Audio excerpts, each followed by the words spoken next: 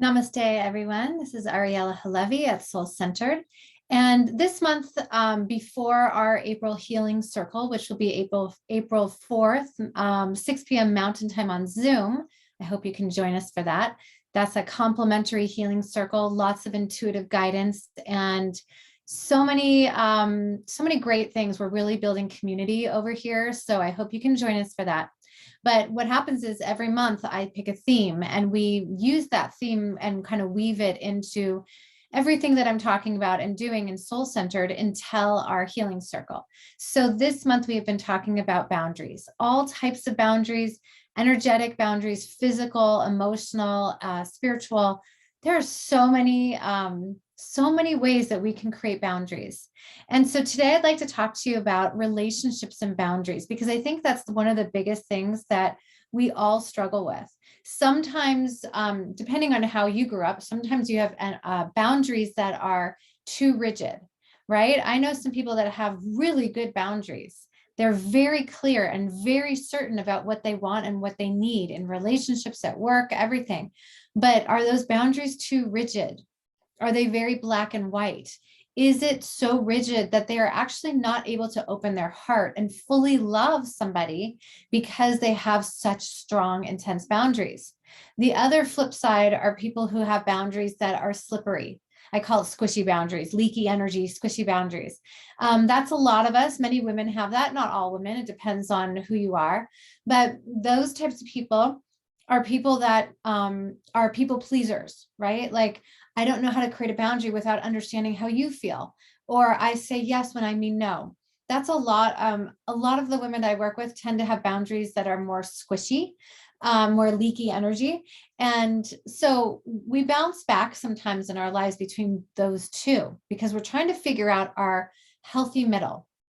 We're trying to figure out what works best for us. And what I have found professionally and personally, just working in, as an MSW for years, and then as a healer, as a health coach, and wearing so many different hats as a parent, and just even as a woman, wearing so many different hats, what I have found is a lot, I would say like 90 something percent of our boundary issues come from the way that we were raised. And I want to preface that because our parents did the best they could. Part of having good boundaries is to not blame others for our mistakes and our issues, right? And so it's not your parents' fault. I have older children now, they're getting a little older, and I always think, oh my God, are they going to blame me for all their poor boundaries? So I just want to say, especially studying shamanism in the way that I do, what I found is that it's really important to take responsibility for ourselves and to honor. We don't do enough honoring in our Western culture. We don't honor our parents and our grandparents and our ancestry. What we do is we pick them apart in therapy, and we don't talk to them anymore. And sometimes that's essential, but we destroy our family unit in the process of diving deep into our wounds. And so I want to take this approach by saying that and prefacing that it's really important that when we create boundaries and we're really diving into how do I maintain healthy boundaries within the relationships, especially those closest to me, how do I honor where I came from? How do I take responsibility for my own actions? Your mom and your dad are not sitting here anymore. They may be, but not so close. And inner child healing is the first step, really, to heal those unhealthy boundaries and to start taking responsibility for ourselves and our world and our lives. And so I love to dive into inner child healing. I do it in a little bit of a different way than therapists do it because I'm a healer.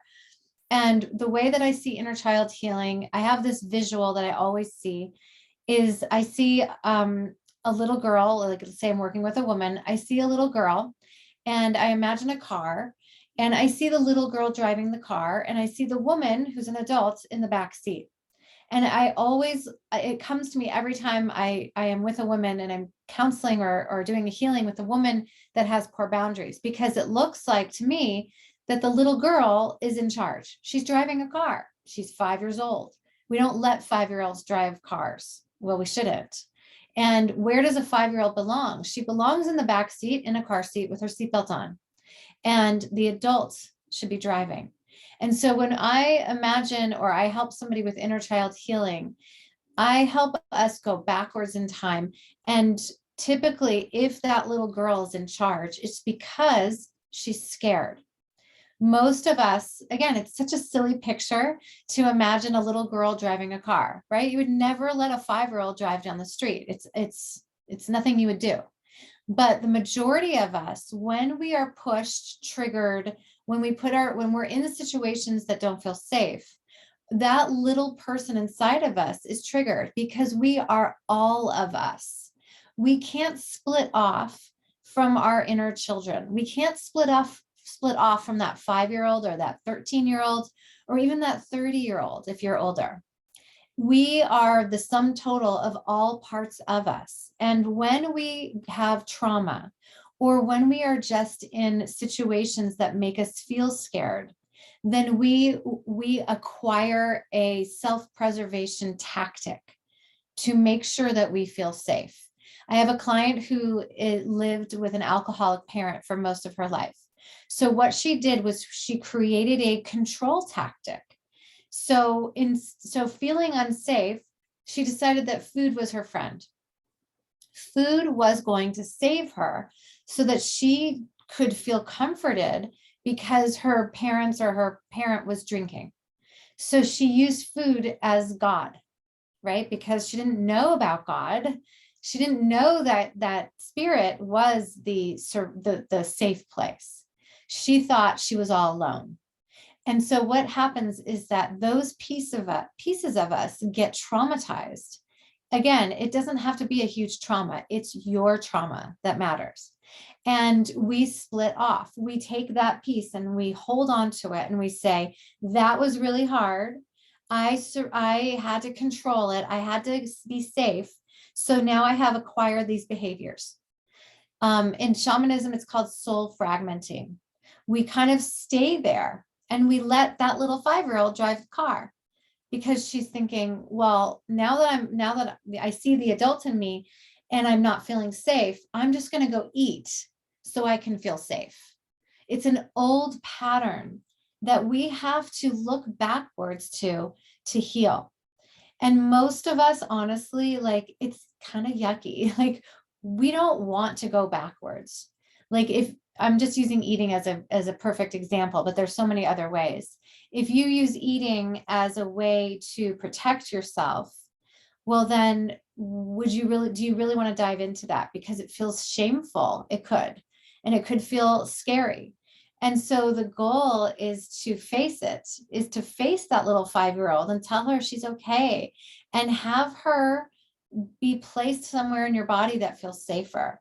Or even I had a client that placed her little girl. She imagined she was holding her in her arm because she wasn't ready to put her in her body. So this is called soul retrieval. It's a form of it where you go in and you retrieve those pieces that are unsafe to make them feel safe again. Another huge issue that I see with women is control, right? That eating is a form of control. A big, huge issue is the woman that has some kind of trauma or wound from, and we all have it, wound from childhood, wound from early age, wounds from past lives that haven't been healed, and wounds from your ancestors, right? That is lineage stuff that's been passed down. So what happens as we grow is that we become really controlling. We want to control our world. And so that makes us feel safe. And that's a form of poor boundaries. That's like on the other spectrum, right? Control is a form of boundaries that has gone like out of control. And so again, it goes back to that healing. Where in your life do you need to go revisit so that you can heal those pieces and retrieve and reclaim her so that she can start to understand that it's okay. You don't have to go back there. You are safe now. And the last piece of this, I would say, is, and I say this all the time, we never want to anchor and tether ourselves to another person, right? So you have the control issue, you have the little girl who's eating and needs to feel safe.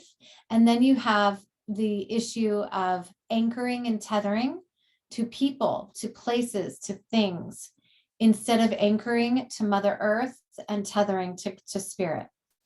This piece of us that wants to anchor into somebody else to make us feel safe is going to ruin us because A, people pass away. B, if you are clinging too hard to a relationship, it will crumble, right? And B and C, someone, I think I said this in another video. So I was listening to a video and they said, you don't even want to tether yourself to your dog. And I was like, what? Not tether myself to my dog? I have a little work to do on that, right? But it is true, right? We all belong to spirit. We all belong to God. And when we close our eyes every single night, I always think about this. As I close my eyes every single night, I may have a wonderful person sleeping next to me. But when I'm closing my eyes, it's between my body, my soul, and spirit. There is nobody else here in my space but the three of us.